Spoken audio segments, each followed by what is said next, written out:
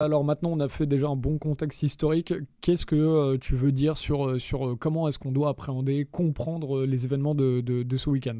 Alors moi, je propose justement ce que tu venais de dire juste à l'instant, comment c'est un journaliste qui a plus de bouteilles que moi, il a un certain nombre d'années de plus que moi, il a été beaucoup plus souvent que moi au Proche-Orient, rencontré des personnalités de très haut rang depuis longtemps, et il a, comme tu disais, un scoop mondial à nous apporter sur la personnalité de Abu Mohamed al-Jolani, donc le nom de guerre du chef d'HTS qui a renversé Bachar Assad.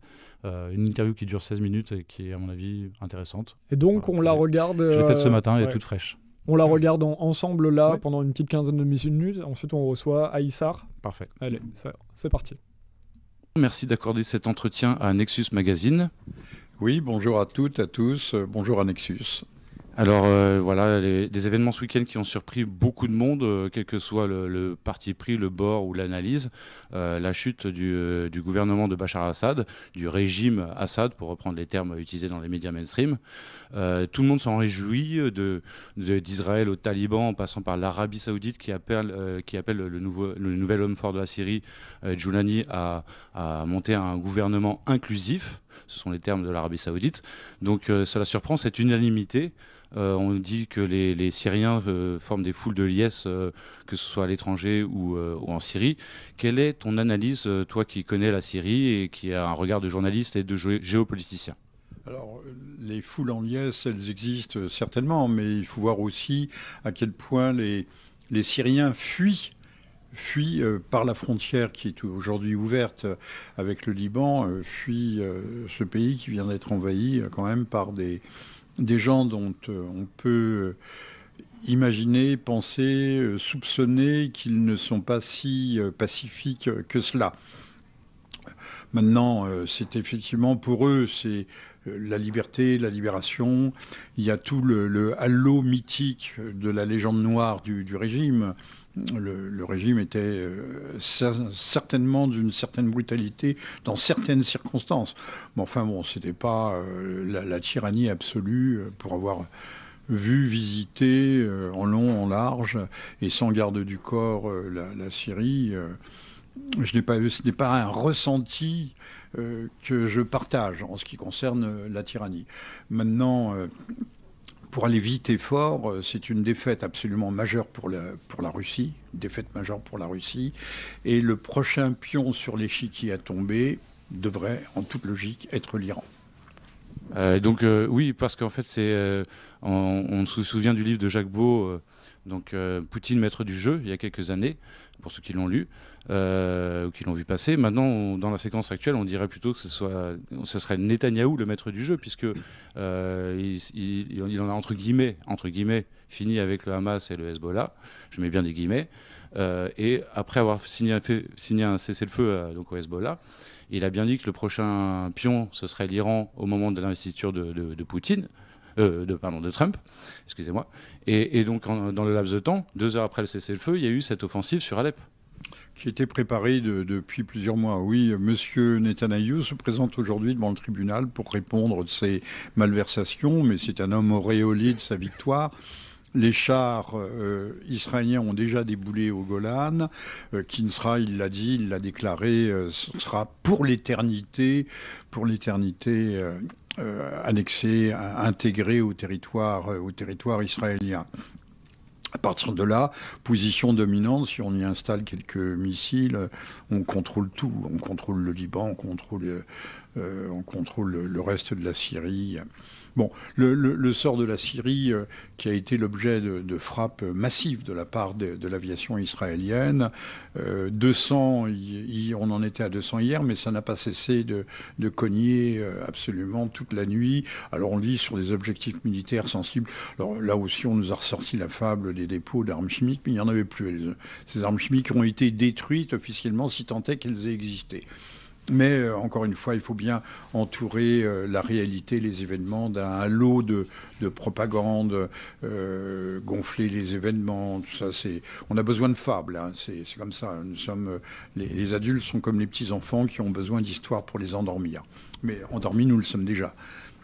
Un dernier mot sur le rôle de la Turquie dans cette histoire, puisque la propre fille d'Erdogan a tweeté toute fière qu'il y avait un drapeau turc qui flottait enfin sur Alep 100 ans après la présence turque. Alors, certains commentateurs disent que même les Turcs ont été surpris par la rapidité du Blitzkrieg, en quelque sorte, mais ils n'ont plus rien trouvé. Tout le monde s'est évacué devant eux, a fui, s'est replié. Non, l'opération, c'est une opération essentiellement turque, qui a chouchouté, choyé, armé, avec l'aide du Qatar d'ailleurs, armé on ne va pas les qualifier de rebelles, ce sont des djihadistes issus d'Al-Nosra, donc d'Al-Qaïda antérieurement. C'est un coup extraordinairement bien réussi de concertation américano-israélo-turque ou turco-israélienne et américaine. Les Américains, il y avait apparemment des forces iraniennes qui se déployaient, ou des chiites irako-iraniens qui se déployaient au nord de la Syrie, au nord et à l'est, qui ont été matraqués par l'aviation américaine. Donc tout le monde s'y est mis. C'est une opération, d'ailleurs. On sait qu'il y avait des opérateurs ukrainiens qui ont aidé sur l'analyse des frappes par les drones ou par les missiles turcs. Donc, ce qui explique aussi la débandade. La Syrie était tombée dans un état de déshérence, de faiblesse économique. Pensez qu'un soldat syrien avait un revenu de $15 par mois, alors qu'il en faut au minimum pour une mère, un enfant ou deux, et un père, il faut minimum $250. Donc, et le revenu moyen du Syrien moyen était à la hauteur de $20, c'est-à-dire $5 de plus, ce qui est proprement hallucinant. Donc, en dehors de l'allié russe, du Hezbollah, mais qui s'était replié sur le Liban et de l'Iran, on voit bien que la Syrie était devenue une proie à prendre, ou un fruit à cueillir. Il suffisait. L'opération, ceci dit, a été extrêmement bien menée. Très belle opération de subversion, de renversement, de changement de régime, dirait-on, lorsque l'on parle des révolutions colorées. Et en s'appuyant d'ailleurs sur, véritablement sur la classe dirigeante d'opposition, si l'on peut dire, mais l'ancienne classe dirigeante du régime baathiste, puisque aujourd'hui il y a des pourparlers entre Al-Jolani et un ancien premier ministre, je crois, de Bachar el-Assad, pour assurer une certaine continuité de gouvernement. Dernier mot. Al-Jolani, de son vrai nom, Al-Sharab, est en fait le frère cadet d'un ministre des Affaires étrangères, d'Hafez el-Assad et de Bachar el-Assad, Farouk el-Shareh, qui était un homme remarquable, un francophone. Donc c'est pas du tout quelqu'un sorti de la fange de la ligue des djihadistes, c'est la très haute bourgeoisie damascène. Alors ça, je me permets d'arrêter, de faire une petite pause dans l'entretien. Là, on en est sur 7-8 minutes. Ça, c'est l'information extrêmement forte tu m'en parlais hors micro, qu'il donne. C'est-à-dire, oui. On n'a pas un révolutionnaire qui vient de la population. Juste avant que tu me répondes, j'ai pas beaucoup interagi dans le chat, mais comme on est en live, autant le faire avec vous tous. D'ailleurs, merci beaucoup. Vous êtes assez nombreux. Là, on est plusieurs centaines ensemble. Il y a beaucoup de gens qui sont là tout le temps à Hypatie. On s'est vu au salon du livre auquel on était, on a accueilli des lecteurs. Moi, je serai, il y aura que moi, il y aura pas que Marc ne sera pas là, mais ce samedi, pareil, au 14 rue de Pâté, voilà, ce sera plutôt un marché des entrepreneurs libres et tout ça. Donc nous, on fait de l'information libre à Nexus, donc on y sera si vous voulez venir. Je pense que je vais tenir le stand de 14h à 18h, un truc comme ça. 14 rue de Pâté dans le 13e si vous êtes sur Paris. N'hésitez pas à venir, moi c'était super cool de rencontrer. Il y avait Lilange qui était aussi samedi, là, que vous connaissez dans le chat, elle est tout le temps avec nous dans les Nexus refait l'actu. Voilà, ce soir il y a Jacqueline, Manon, Chantal, Abderrahim, Lan. Abderrahim, il a posé une question. Je sais pas si je peux la retrouver parce que c'était assez intéressant. Je suis désolé, j'essaie de noter en même temps ce que vous dites et je passe à côté de certaines choses. J'ai vu Gemel qui disait d'ailleurs ça peut être bon d'avoir un État qui est imparfait par rapport à ce que tu disais tout à l'heure, mais qui est libre et de garder sa liberté et qui n'est pas sous ingérence internationale, si j'ai bien compris. Stéphane, j'ai pas eu le temps de lire ce que tu avais marqué, mais c'était extrêmement pertinent. Abderrahim, qui en plusieurs dizaines de milliers de combattants lourdement armés et véhiculés ont participé à ce renversement et le sud de la Syrie a également été envahi par l'armée israélienne. Ce sera intéressant de revenir sur ce qui est dit dans le chat. Donc là, tu nous dis, dans cet extrait, il dit justement, alors il y avait en quoi ça s'oppose là, ce que dit ton invité? En fait, c'est surtout que c'est un scoop mondial. C'est-à-dire qu'on a commencé à dire dans les médias internationaux qu'il est issu d'une famille riche, mais personne n'a dit qu'en fait son oncle est un ancien ministre des Affaires étrangères de des Assad, père et fils. C'est quand même une information qui est... Personne ne relatait ça, c'est-à-dire qu'on... Non, ça a été relaté par personne. On ne disait pas que c'était quelqu'un du peuple. C'est une information que Jean-Michel Vernochet c'est un scoop. Lui donne. Ok. Nous donne. D'accord. Donc tu penses que les médias des milliardaires avaient... tu parlais de l'honnêteté des médias d'ailleurs tout à l'heure, je t'ai pas repris dessus, mais tu penses qu'ils ont omis sciemment cette information? On ne sait pas. Disons que c'est pas une information qui allait dans le sens de la grosse rupture. Oui, forcément, si celui qui renverse Bachar Assad est lui-même un neveu d'un ancien à la même famille, ministre, ça pose question sur est-ce que ça, on va vraiment changer de régime ou pas. D'accord. En tout cas, c'est une information qui semble importante. Après, il ne faut pas lui donner trop d'importance non plus à cette information. Ça peut être des luttes familiales, intestines, internes, quoi. Il y a pas de... On ne sait pas exactement... C'est toujours intéressant à prendre en compte. Mais oui, après, c'est vrai qu'il a un parcours du coup qu'on peut comparer à celui peut-être de Ben Laden ou d'autres, c'est-à-dire les gens issus d'une famille riche et qui a eu une trajectoire très particulière, mais qui a parfois été liée, on va le voir, on va laisser la parole à Jean-Michel Vernochet, qui pour Ben Laden, c'est déclassifié, il a été un agent de la CIA à une certaine époque. Pour Al-Jolani, on peut se poser la question. Et donc, juste avant, ce que disait... Il a été en prison avec l'ancien chef de l'État islamique, al-Baghdadi. Juste avant, Vernochet parlait justement de comment les Américains ont eu un impact dans ces révolutions déjà auparavant. Ça, c'était extrêmement intéressant. J'étais à moitié dans le chat. Est-ce que tu peux résumer ce qu'il disait? Parce que c'était très...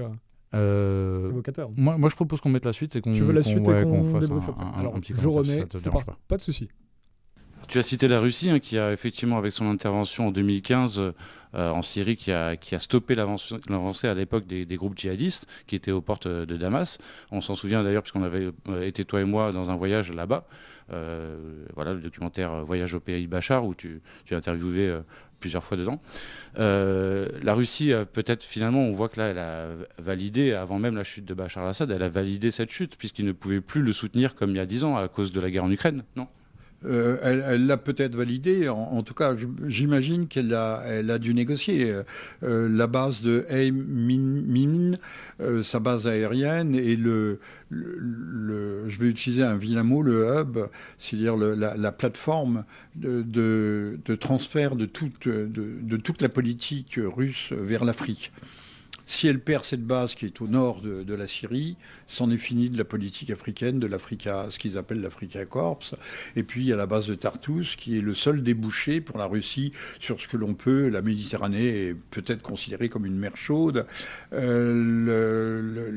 Russie, c'est pourquoi je ne pense pas qu'elle ait facilité. Elle a assisté impuissante ces soldats combattre sur le front ukrainien. Je rappelle que la Russie n'a pas mobilisé, que ce sont des soldats professionnels ou des engagés volontaires. Elle n'a pas mobilisé toutes ses forces. Mais cette guerre contre l'OTAN est en train de dégénérer, puisque c'est, à mon avis, l'OTAN qui est intervenue par le truchement de son pilier oriental, qui est la Turquie, qui est intervenue en Syrie pour couper le lien existant. Donc c'est fini du Hezbollah, le lien existant entre l'Iran et Beyrouth, l'axe Beyrouth également Palestine. Toute la résistance palestinienne désormais peut être considérée comme morte. Alors je fais une petite coupe là-dessus. Là, t'étais pas... On va entendre quelqu'un tout à l'heure qui n'est pas du tout d'accord avec ce que vient de dire Jean-Michel Vernochet. Aïssar Milani, je pense qu'elle n'est pas du tout d'accord. Et moi, je pense aussi que le Hezbollah, même s'il a pris un énorme coup, n'est pas mort. C'est pour ça que j'ai mis tout à l'heure des guillemets à dire le Hamas et le Hezbollah ont été éliminés par Israël. La réalité est plus complexe que ça. Alors, je me permettais de faire une coupe là, parce que je vois que dans le chat, j'aime bien réagir avec ce que justement les gens qui apportent aussi une contradiction. N'hésitez pas dans le chat à dire justement, même tout à l'heure, il y en a qui nous ont repris sur ophtalmologue à la place de dentiste. C'est très bien. Et d'ailleurs, il y en a d'autres qui sont venus après qui ont continué à le redire et vous leur avez dit qu'on avait fait la rectification. C'est ça, il faut qu'on se reprenne en live. Là, il y a Circe qui vient, donc pour ceux qui regardent le live, qui est assez énervé tout d'un coup, qui dit vous soutenez les islamistes, c'est honteux. Alors on ne sait pas exactement. Est-ce que Circe veut bien étayer son propos, puisque pour le coup, j'ai pas l'impression que là on soutienne personne. On essaye juste de faire de la géopolitique, d'essayer de comprendre les tenants et les aboutissants. Moi, à titre personnel, j'ai jamais soutenu les islamistes, surtout pas quand ils prenaient les armes. Alors peut-être qu'il y a quelque chose qu'on a mal dit, qu'on a mal exprimé. Là, pour rappeler, ce sont notamment des islamistes qui ont renversé Bachar al-Assad, et tu parlais de la diabolisation, et tu essayais, tu as peut-être même amené une dédiabolisation de Bachar al-Assad. Moi, comme ça a été une partie de mon travail, effectivement, je le dis il y a un envoyé spécial qui avait fait un documentaire, un reportage sur moi à l'époque, du Cercle des volontaires, au moment où je partais en Syrie. Et donc, j'ai dit qu'une partie de mon travail, c'est d'essayer de dédiaboliser ces chefs d'État qui ont été diabolisés, mais qu'effectivement qu'à partir du moment où on fait ça, le jeu du système, la propagande, c'est de me taxer de pro-Bachar, de pro-dictateur, etc. Donc je suis surpris qu'on pense l'inverse aujourd'hui, que je serais pro-islamiste. C'est pas le cas. Circe, qui est toujours dans le chat, dit qu'elle s'excuse, elle avait mal compris. Merci de rester là, Circe, et de voilà, il n'y a pas de souci. Si nous, on a dit quelque chose, mais là, après, on ne prend pas politique du tout. Nous, on fait de l'information libre, on essaie de comprendre les tenants et les aboutissants. On n'a pas besoin de prendre parti dans un tel truc, donc il n'y a pas de souci. Les autres disent, n'hésitez pas à nous dire dans le chat s'il y a des infos qu'on a ratées de vos discussions, mais non, il y en a qui disent Circe, tu ressors. Non, personne ne sort. Vous, faut se respecter. Chacun a le droit d'avoir son opinion, il n'y a pas de souci. Et justement, c'est cool quand les gens ensuite s'excusent. Nous aussi, on peut s'excuser. D'autant plus que la Syrie, c'est très complexe ce qui se passe là-bas, parce qu'en fait, beaucoup d'États et beaucoup d'acteurs se sont crus permis et se sont permis en fait d'intervenir là-bas. Et finalement, effectivement, c'est même côté islamiste, le nombre de nationalités des djihadistes islamistes en Syrie, c'est hallucinant. Ça va de la Tunisie en passant par la France, l'Ouzbékistan, la Chine, le Turkménistan, la Tchétchénie, etc. Enfin, il y a plus de 100 nationalités différentes. On parle de plus de 100 nationalités différentes, quoi.